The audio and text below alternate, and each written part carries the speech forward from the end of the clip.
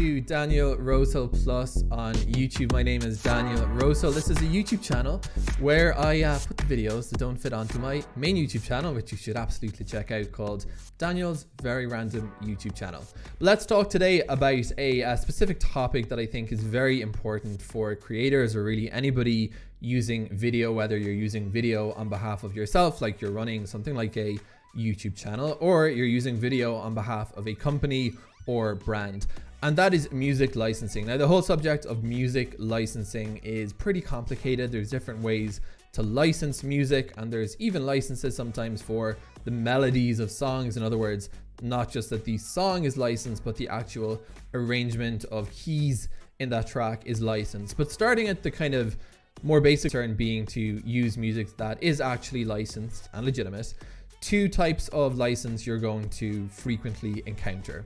The first is basically a free-for-all license. We're going to start with that. That is basically free music. The music is free. You can use it sometimes unqualified or sometimes only on specific platforms. The second type of license you're going to see a lot of is what's called royalty-free music. This isn't free music. You're going to have to pay in order to license the music, but it's going to be a once-off payment, and the license you're going to get in return for that payment is going to cover you to use that video, to use that music no matter how many times the video is played. So you're not going to have to pay a royalty to the license holder every time you receive playback on the video. A lot of people, when they're starting out with making videos, will use something like the YouTube audio library. YouTube has a pretty useful audio library baked into its platform, but something you have to really pay attention to when you're licensing music is you need to look at the small print, look at the terms and conditions. For instance, a lot of music libraries, when someone offers you free music, as in free, there's no payment for it whatsoever, sometimes there can be restrictions even though it's free.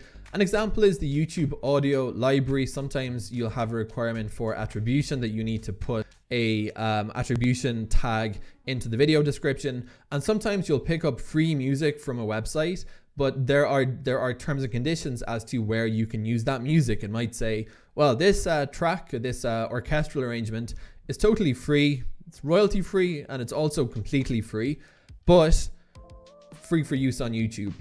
You can put it on Twitter. Now, it gets complicated when the example like would be within the terms of the free license by uploading the video to YouTube, but if you were to upload that to Twitter as native video, you'd be out of the terms of the license, and you could receive a copyright claim or a takedown request, or potentially a fine. And the whole idea of learning to stay on the right side of copyright is not only to ensure a fair game for the artist, but also to make sure that if you're doing work for someone, that you're not going to put them in a problematic situation.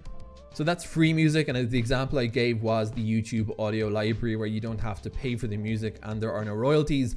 If you search for free music or free music YouTube, you'll find lots of other websites that are promising to offer free music. But just remember, just because someone says that this music is totally free, they need to be the creator to hold the rights to that music themselves. So you have to be a little bit skeptical and definitely very careful if you're trying to keep squeaky clean from a copyright perspective whenever you're adding music to video.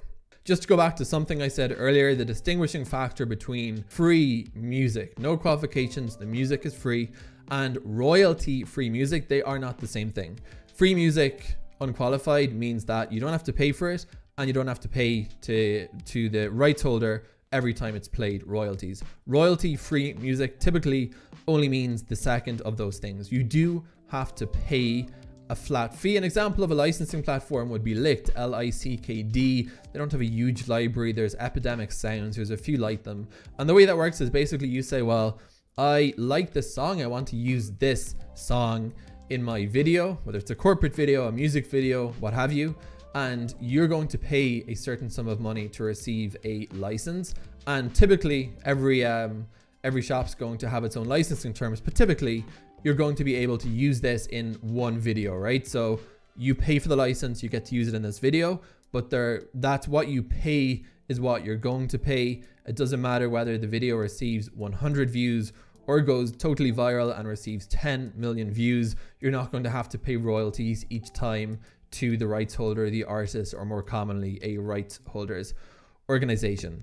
So that's basically the difference between free and royalty-free music, and why it's important to know that. Both are useful and appropriate, and can be helpful if you're trying to improve your video content by adding music to them and staying on the right side of copyright protection.